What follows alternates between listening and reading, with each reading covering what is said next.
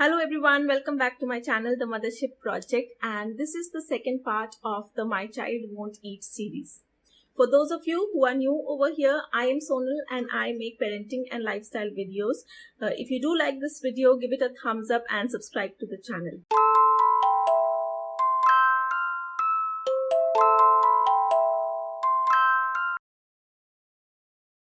Now let us all imagine ourselves in a situation.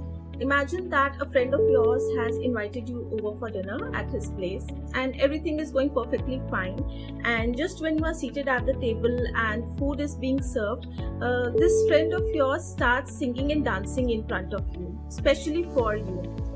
It gets a little awkward, but you carry on with your meals. Now when you are eating, this friend of yours is watching you like a hawk. He is monitoring your every single move. You still carry on eating. Once you're done with the food, your friend insists that you have a little bit more. You don't want to, but out of common courtesy, you agree. After you finish that portion, your friend insists that you have a little bit more. Now you are very adamant that you can't have any more because you seriously can't. So you refuse. When you refuse, your friend gets very upset and he starts crying and saying mean things to you like, you are very insensitive, you do not know the amount of time and effort that has gone into preparing this bread for you, and you are not even eating your food properly. So what will happen? The evening will end on a bad note and you will go your separate ways. Now tell me, would you ever want to go back to this friend's place for dinner? I don't think so. But this is the exact same thing that we do to our children every single day, and unfortunately our children don't have the liberty to walk out on us or even express how they feel. So the number one thing to not do at meal times is put up a show. Most of the times we put up this show for ourselves rather than our children. Because when we first introduce solids to our children at around 6 to 7 months of age, we are so nervous ourselves because we have heard so many stories that children don't eat, they are fussy eaters.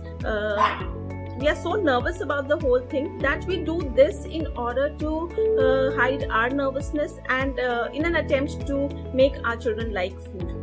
Your child might or might not enjoy it, but the thing is that you cannot do it every single day for the next 5 years. So please don't do this. Don't make a big deal out of meal times. Your child should associate meal times with a happy family time when everybody sits together, they have nice conversations and eat their food. Like we discussed in our previous video, please do not compare your children. If 2 children are seated at the table, don't compare the 2 children that you have eaten so much and you have not eaten even this much. And don't compare your children to your friends that, okay, your friend is so healthy, he's so strong, he will become strong, you will remain like this. Don't do all these things because A, it will not serve any purpose. Your child will still eat the amount of food he has to eat. It will not increase his food intake. Secondly, you will develop an insecurity in your child. So please don't do that. No comparisons at all. Never ever use food as a prize or a punishment, because when you do that, you are developing a very unhealthy relationship with food. You are literally bribing your child to eat something, which is just not correct. And the thing is that you will never use a vegetable or a dal as a prize and chocolate chips or whatever the child likes as punishment. So like we discussed in our previous video, if you offer healthy alternatives to your child will pick up one of the healthy alternative, but if you offer a mix of healthy and unhealthy alternatives, in all probability your child will pick up an unhealthy alternative. If you want to offer chocolate or something sweet to your child, do it, just don't make a big deal out of it. Don't make it sound like a forbidden fruit. So let us now talk about appetite stimulants.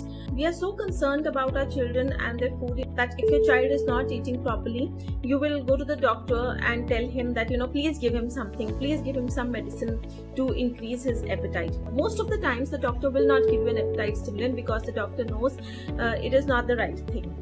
Now, there are 2 types of appetite stimulants, ones that work and ones that do not work.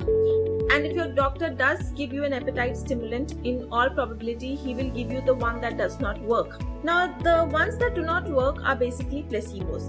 Placebos are something that make you believe that you are taking a drug, but they actually don't have any effect. So the doctor in all probability will give you a placebo so that you are at ease and you feel that you are giving something to your child. So now, if this appetite stimulant does not have any effect on the appetite of your child, there is no point giving the placebo. Now, the other category is the ones that do work. Now, the only side effect of these appetite stimulants is that they do work. Let me tell you something, that the hunger of your child is not in his stomach, it is in his brain. So if your child has started eating after taking this particular medicine, it means that the chemical composition of your child's brain has been altered. Do you want that for your child? No. No parent would ever want that. And these medicines will work for as long as you continue giving them. The day you stop giving these appetite stimulants, your child will switch back to his normal eating habits. And these medicines are known to cause long-term liver damage. They are just not worth it.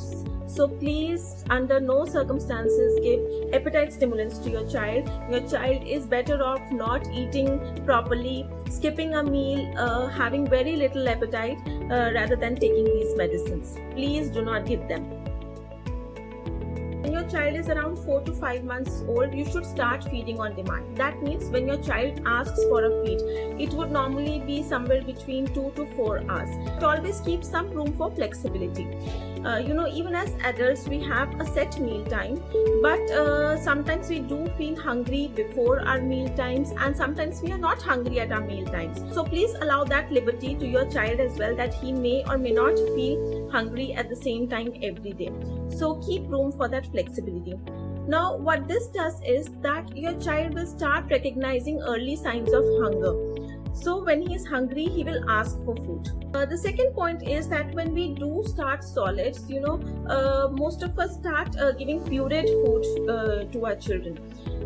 This is a common practice, but I think it can be avoided because children are capable of having semi-solid mashed food like a banana. If you do offer pureed food, I think it should be done for a very little time and you should quickly graduate to semi-solid mashed foods. The drawback of giving pureed food is that if you don't make that transition on time, a lot of children don't learn how to chew. And if you look at it from a child's point of view, a child has to go through 3 processes of weaning. The first is from breast milk to bottle feed. The second is from bottle to pureed food, and the third from pureed to semi-solid or solid food. And each process of weaning is very difficult for the child.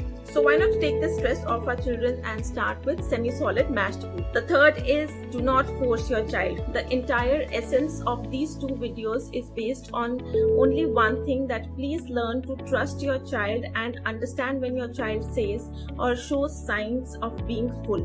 Because if you forcefully feed your child will resort to one of the 3 defenses given to him by nature. The first one being that he will just close his mouth and he will not allow you to put food in the mouth.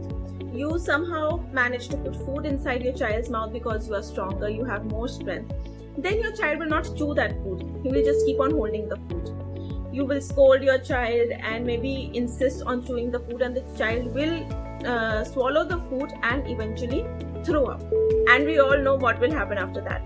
It will spoil your mood, it will spoil your child's mood, and whatever little your child would have eaten, he would spit that out as well. A child who is less than 3.5 years old is not capable of manipulating you. A child will not manipulate you over food. Even children older than 3 years of age, they might manipulate you sometimes, but not every day. So when your child says he's full or is showing signs of not wanting any more food, please don't force your child. The next thing is you should avoid making separate meals for your child.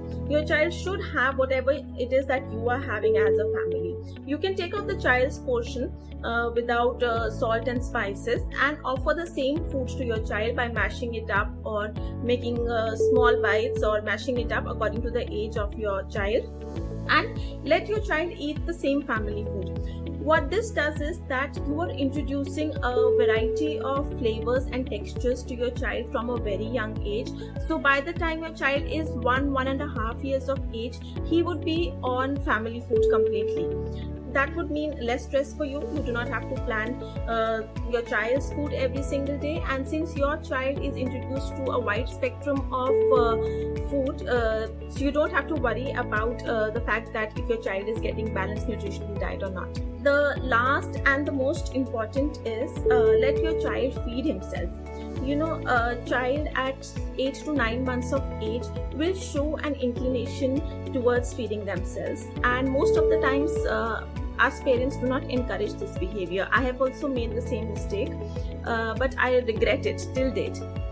We do not encourage this behavior for a lot of reasons. Maybe we feel that the child will take a lot of time, he will make a lot of mess, he will not eat adequately. While these things are true, but if you let your child eat, first of all, he will know what and how much to eat.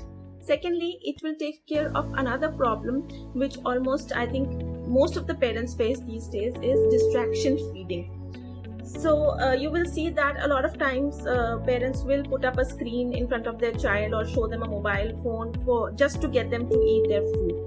So if your child is feeding himself, he is already distracted, he is busy in doing something, so he will not need another distraction like a mobile phone or a screen or a toy just to eat his food. So that brings us to the end of the video, and I hope you enjoyed the My Child Won't Eat series, and I think it has given you some insight into the mind of your child, how your child's mind works, and maybe you are not correct every single time. Maybe we should understand what our child goes through.